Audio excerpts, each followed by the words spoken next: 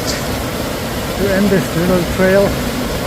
We have run into this little waterfall here, and it's always so refreshing when you end up with a little water at the end of your hike. It's beautiful, so soothing, so amazing. It's just beautiful, beautiful, beautiful. Gotta love all that. This is amazing. Nature at its best.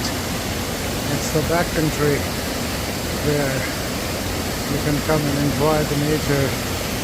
It's nature having its own different colors, and the water is coming from Pikes Peak, different Pikes Peak region, and you can see there is some cloud cover up there too, so it will probably start raining or even thunderstorm here. How can I tell what's next? But I'll just enjoy the moment here for some time and then worry about the rest.